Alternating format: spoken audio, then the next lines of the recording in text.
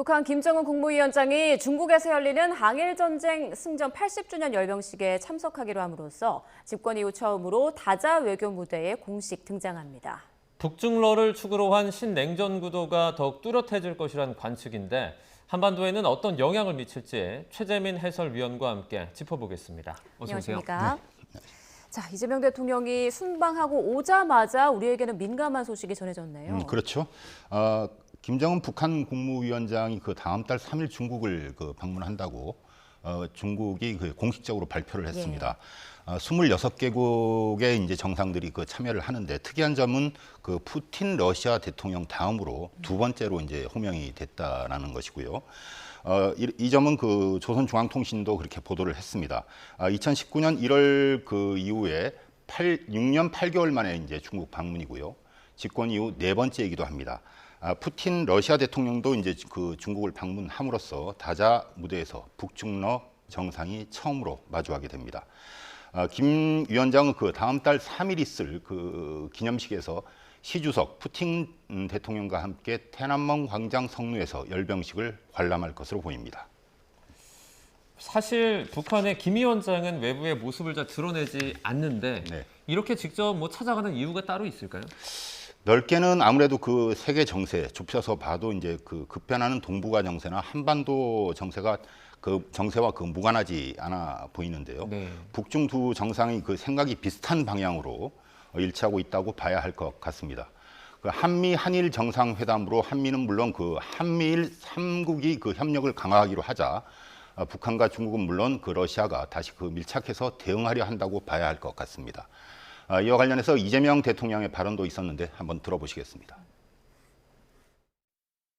미국이 중국에 대해서 일종의 강력한 견제 정책, 심하게 얘기하면 봉쇄 정책을 본격적으로 시작하기 전까지는 한국이 이제 안보는 미국, 경제는 중국 이런 입장을 가져왔던 건 사실입니다. 흔히들 이렇게 얘기를 하죠. 이른바 안미경중. 그러니까 안보는 미국, 경제는 중국. 그동안은 그렇게 이제 취해왔다는 말인데 이제는 그걸 탈피해야 한다는 게 불가피하다는 게 이 대통령의 이제 발언인데요. 아무래도 중국 입장에서는 불편함이 있을 거라는 분석도 있습니다. 우크라이나 종전 논의와도 이제 무관하지 않아 보인다라는 분석도 있는데요. 러시아가 종전 이후에 유럽 쪽으로 정책 초점을 이동할 것으로 이제 보임으로써 북한으로서는 중국을 새로운 뒷배로 이제 삼아야 한다는 분석도 있습니다. 현재는 러시아의 지원을 받고 있지만 대외 무역에 이제 중국 의존도가 무려 한 90% 이상이 넘는 북한 입장에서는 중국과의 관계를 복원이 이제 필수라는 지적도 나오고 있습니다. 네, 원래 중국은 이재명 대통령에게도 참석을 타진했지만 우리 측에서는 우원식 국회의장이 참석하기로 결정을 했잖아요. 이 부분이 우리나라와 미국과의 관계에도 좀 무관치 않아 보이죠? 그렇습니다. 김정은 위원장이 중국 방문 소식이 전해진 직후 대통령실은 이제 소식을 갖다 사전에 알고 있었다라고 하면서 어제 미리 이제 일정 같은 것들을 들었다라고 이렇게 풀을 했습니다. 강훈식 대통령 비서실장은 김 위원장이 중국을 방문한다는 발표가 난다는 것도 어제 아침에 이제 들었다라고 이제 보고를 받았다라고 이렇게 얘기를 했는데요. 무엇보다 이번 한미 정상회담도 김 위원장의 방중 결정의 영향을 기본적으로 받았다는 게 강 실장의 이제 설명입니다. 이재명 대통령의 일본, 미국 방문 이후에 한미일 대 북중러 구도가 강화되는 모양새를 보이고 있다고 봐야 할 것 같습니다. 그동안 계속 언급된 게 이제 주한미군의 어떤 전략적인 유연성 확대 이 부분인데 이번에 한미 정상회담에서는 이게 깊이 논의되지는 않은 것 같아요. 대통령실도 그 점에 대해서는 깊숙하게 논의는 하지 않았다라고 이제 공식적으로 이제 확인을 해줬고요. 한반도에 주둔하는 미군 부대가 한국 방위 임무에만 묶여 있지 않고 필요에 따라서 세계 어느 분쟁 지역에도 신속하게 이제 투입될 수 있도록 하는 게 군사 전략을 말하는 건데요. 주한미군 감축과 더불어서 우리에게는 매우 이제 민감한 상황이 되겠습니다. 아무래도 2010년을 전후해서 경제 규모가 커지고 군사 굴기를 앞세운 중국을 미국이 이제 견제하기 위한 조치라고 봐야 되겠죠. 올 가을에 미국 국방부가 이제 새 국가 방위 전략을 발표를 하고요. 연례 한미 그 안보 협의회가 열리면은 미국과 본격적으로 논의될 것으로 보입니다. 네. 자, 그런데 주한미군 숫자가 28,500명인데 트럼프 대통령은 계속 4만 명이라고 얘기하고 있거든요. 이건 이유가 뭐라고 보십니까? 주한미군의 그 정확한 규모는 그 보안상의 이유로 공식적으로는 발표가 되지 않고 있습니다. 그런데 이제 주한미군은 그 50년대에 30만 명 이상이 이제 주둔을 하다가 계속 이제 줄어서 현재는 한 2만 8천 명 정도로 유지하고 있는 것으로 알려지고 있는데, 그런데 이제 그 이상한 점이 트럼프 대통령이 계속해서 4만 명 또는 뭐 4만 2천 명이다라고 이렇게 얘기를 하고 있죠. 근데 왜 이 숫자가 어디서 나왔는지를 갖다 저희가 이제 곰곰이 한번 생각을 한번 해보니까 이 숫자는 그 병력이 한 2만 8,500명, 그리고 군무원이 한 3,000명, 그리고 여기에 가족들까지 포함한 숫자가 아닌가라는 이제 추측이 가능하고요. 그래서 이제 그 주한미군을 부풀려서 말하고 있는 것이 아닌가라는 이제 추측이 듭니다. 전적으로 그 방위비 분담 그 증액 압박 차원이라고 이제 볼 수가 있고요.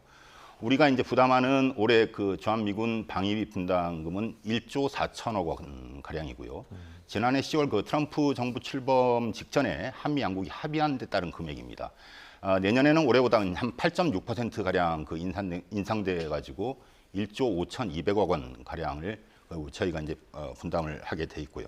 그런데 그 트럼프 대통령은 재선 이후에 한국의 그 방위비 분담금을 연간 한 100억 달러를 내야 한다는 주장을 여러 차례 이제 제기를 했었는데, 기존 합의액의 9배에서 10배, 그러니까 14조 원 가량을 갖다가 이제 그 압박을 계속 하고 있는 상황입니다.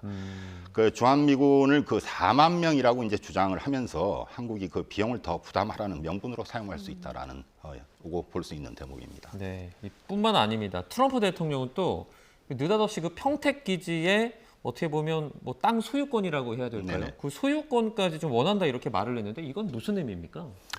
공개된 그 한미 정상회담에서 트럼프 대통령이 느닷없이 이제 그런 발언을 했는데요. 트럼프 대통령의 말을 들어보시겠습니다. And maybe one of the things I'd like to do is ask them to give us ownership of the land where we have the big fort. You know, we spent a lot of money building a fort. 네, 그 트럼프 대통령은 땅을 주는 것과 빌려주는 것은 큰 차이가 있다. 그리고 미국이 소유권을 가진다면 큰 비용을 줄일 수 있을 것이라고 이제 생각한다고도 말하기도 했는데요. 그 평택 미군 기지를 언급한 건데 공식적으로는 캠프 험프리스라고 이제 통용이 됩니다. 2000년대 초에 용산 기지를 포함해서 서울과 경기 북부 지역의 미군 기지를 통합해서 평택으로 이전하는 계획이 추진이 됐었는데요. 2007년 11월에 이제 그 첫 사업을 떠서 2018년도에 이전이 이제 완료가 됐고요. 비용은 그 알려진 것만 약 110억 달러 가량이 이상 들어간 것으로 이제 알려지고 있습니다. 트럼프 대통령은 기지를 건설하는데 엄청난 돈을 썼다라고는 얘기는 하고 있지만은 사실은 90% 이상을 우리 정부가 부담을 했습니다. 현재 환율로 그 환산을 하면 대략 우리가 이제 한 14조 원, 미국이 1조 한 4천억 원 가량을 부담한 셈이 되겠습니다. 그리고 또 한 가지. 미군의 해외 주둔 기지 가운데 단일 기지로는 이 평택 기지가 가장 큰 규모고요. 그러니까 지금 그 여의도 면적의 한 5배, 그 평수로 따지면 대략 한 444만 평 정도나 됩니다. 그 우선 그 트럼프 대통령의 요구대로 그 주한미군 기지를 미군 측에 이제 주면은 위헌의 소지가 있을 수가 있고요. 외국의 영토를 양도하거나 그 소유권을 이전하는 것은 국가 주권을 그 핵심 요소를 훼손하는 행위로 해석될 요지도 있습니다. 그 설사 이를 그 검토하더라도 국회 비준을 거쳐야 돼서 양국 간 맺고 있는 주한미군 지휘협정, 그러니까 소파라고 하는데요. 전면 개정을 해야 되는 점도 있고요. 미군은 현재 그 해외 미군 기지를 한 120여 곳을 운영을 하고 있는데 정확히는 128곳으로 알려지고 있습니다.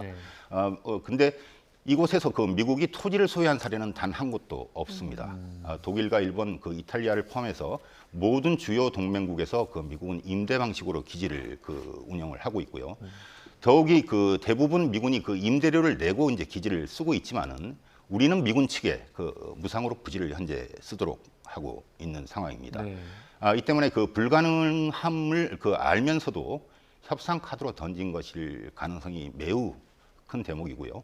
우리 정부를 압박해서 이제 추가 분담금이나 군사적 기여 확대를 요구할 수 있는 대목이라고 볼 수가 있겠습니다.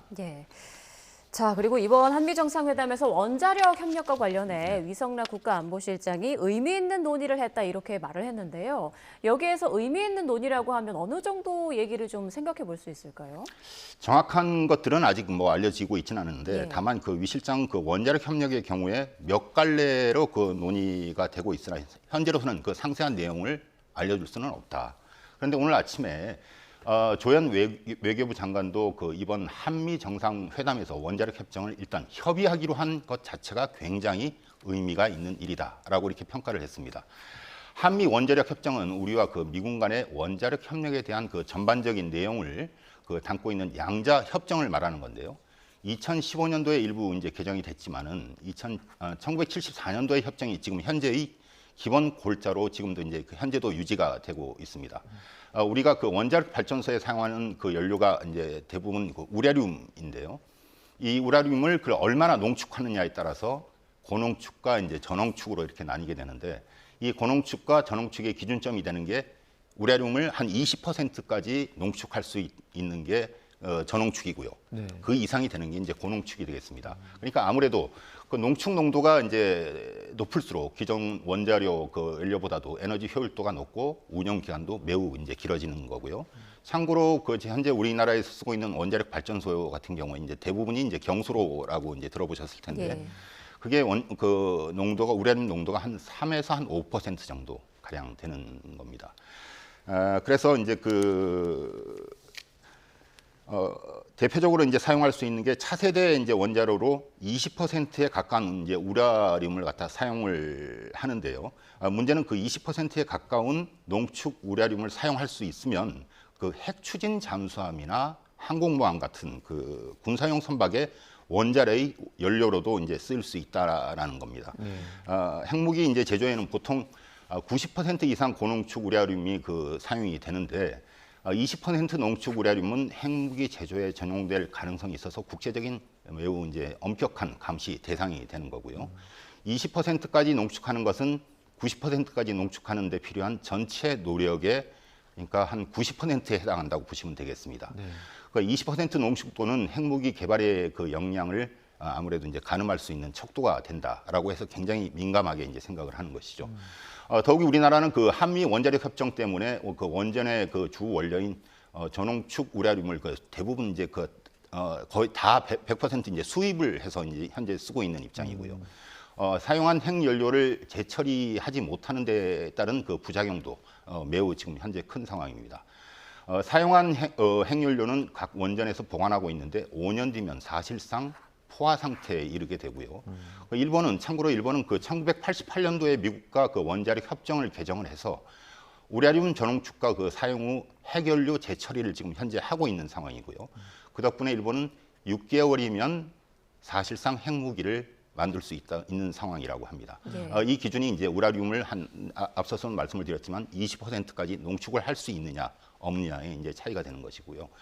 우리가 이제 그 핵무기를 그 보유하는 건 현실적으로 좀 어렵지만은 하지만 그 안보적인 측면이나 이제 산업적인 측면에서도 한미 원자력 협정은 반드시 이번에 이제 개정이 필요한 시점이라고 보여집니다. 네, 이번 한미 정상회담 여러모로 좀 의미가 있다 이런 평가가 나오는데 앞으로 구체적으로 협의가 이루어지는 과정도 계속 좀 지켜봐야겠습니다. 지금까지 최재민 해설위원과 함께했습니다. 고맙습니다. 고맙습니다.